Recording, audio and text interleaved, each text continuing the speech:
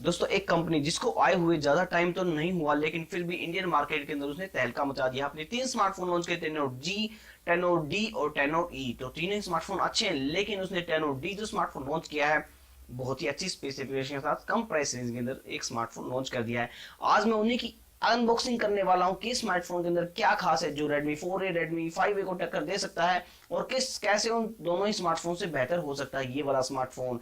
आज मैं इसकी अनबॉक्सिंग करने वाला हूं, और उसके साथ साथ मैं आपको Redmi 5 और Redmi 4A के साथ कंपैरिजन भी बताऊंगा, मतलब कि आपको ये वाला स्मार्टफोन क्यों परचेज करना है और किस तरह से आपके लिए फायदेमंद रहने वाला है, और मैं मेरे ओपिनियंस भी दूंगा। नमस्कार दोस्तों, मेरा नाम है लवकेश और आप देख रहे हैं लवकेश तंवर। चलिए स्टार्ट करते हैं।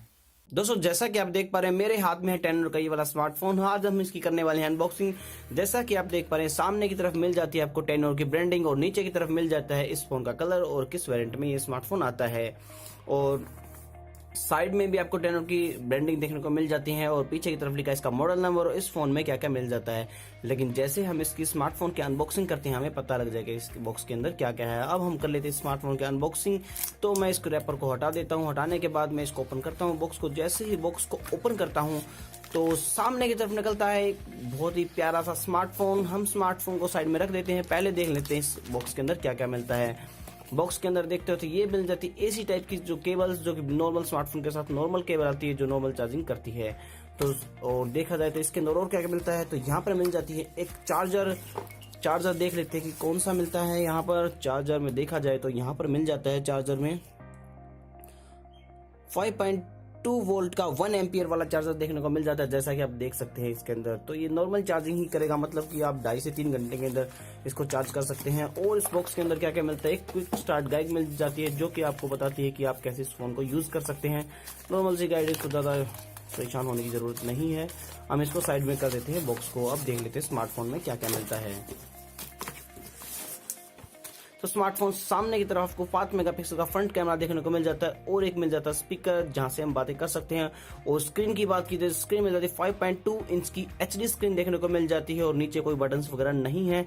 और नीचे की तरफ बात की जाए तो एक माइक्रोफोन मिल जाता है और एक चार्जिंग पोर्ट मिल जाता है जो कि आपके फोन को चार्ज करता है।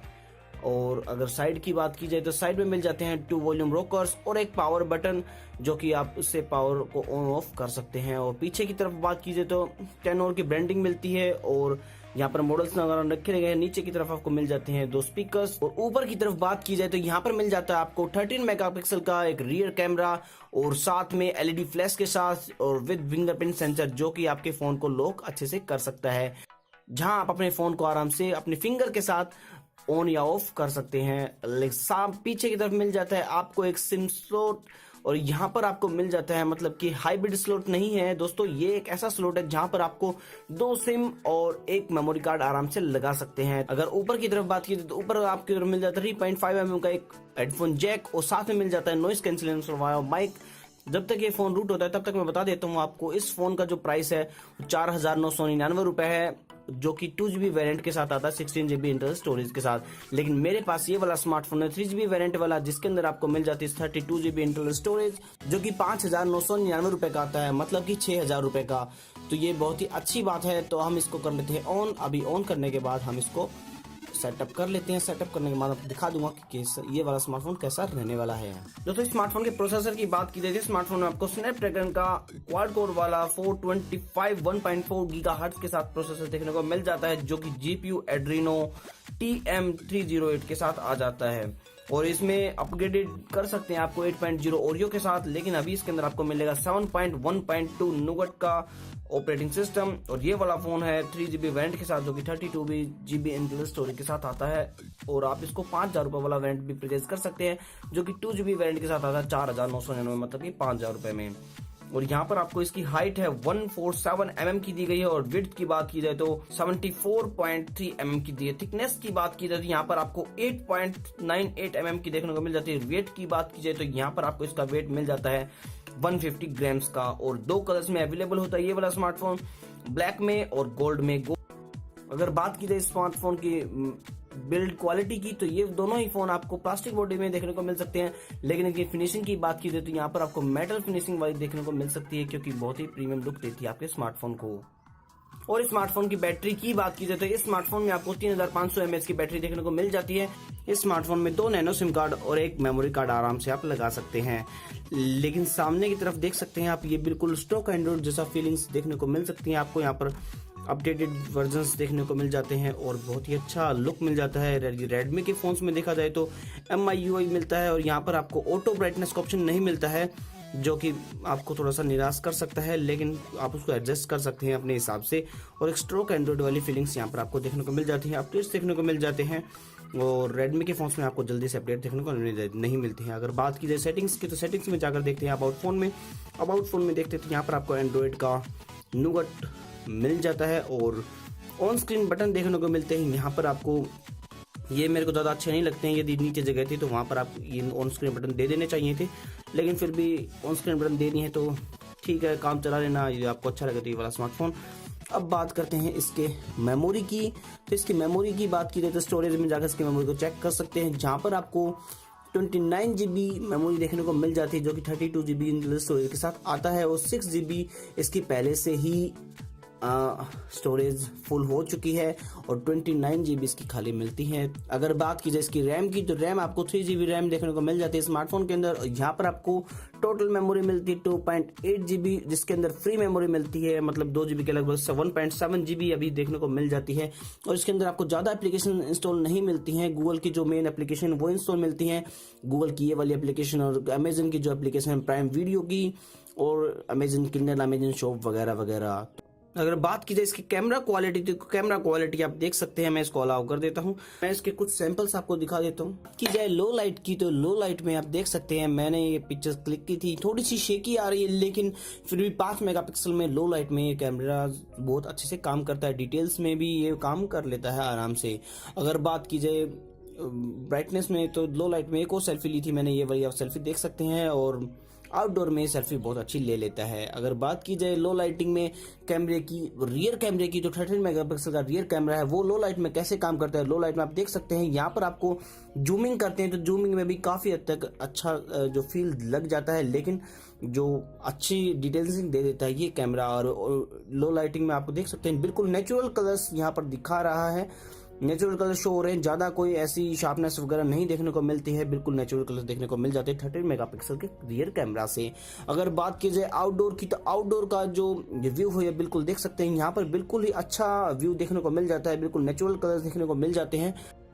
कैमरास के अंदर आपको बहुत सारे मोड देखने को मिल जाते हैं, जैसे कि आप देख सकते हैं पेनोरमा मोड वगैरह वीडियो का, और यहाँ पर ब्यूटी मोड वगैरह, ऑटोमेटिक वगैरह वगैरह देखने को मिल जाते हैं। आप कौन सा भी मोड आपको आराम से अपने हिसाब से यूज कर सकते हैं। जो इस स्मार्टफोन का प्लस पॉइंट है वो है फिंगरप्रिंट सेंसर, जो कि आपको पीछे की तरफ देखने को मिल जाता है। लेकिन कैसे काम करता है मैं आपको दिखा देता हूँ। जैसे आप यहाँ पर टैप करते हैं तो ये स्क्रीन थोड़ा सा लेट खुलती है, ये स्क्रीन खुलने में थोड़ा सा लगभग हाफ ए सेकेंड ले लेती है, देख सकते हैं आप आराम से हाफ ए सेकंड निकलता है, लेकिन फिर भी आपको इस प्राइस रेंज के अंदर आपको फिंगरप्रिंट सेंसर देखने को मिल जाता है, तो ये भी काफी हद तक अच्छी बात है। बहुत ही कम प्राइस बजट में ये वाला स्मार्टफोन लॉन्च किया है टेनोर ने अमेजन के साथ पार्टनरशिप करके, जिसको बोला जाता है क्राफ्टेड फॉर अमेजन। तो यहाँ पर अमेजन की सर्विसेज काफी हद तक अच्छी रहने वाले हैं। यहाँ पर आपको Redmi 5A में और Redmi 4A में फिंगरप्रिंट सेंसर देखने को नहीं मिलता है, लेकिन इसके अंदर आपको फिंगरप्रिंट सेंसर देखने को मिल जाता है। Redmi 4A और Redmi 5A की बात की जाए तो दोनों ही स्मार्टफोन के अंदर आपको 3000 mAh की बैटरी देखने को मिलती है, और इस स्मार्टफोन के अंदर आपको 3500 mAh की बैटरी देखने को मिल जाती है, मतलब कि 500 mAh की बैटरी ज्यादा देखने को मिलती है।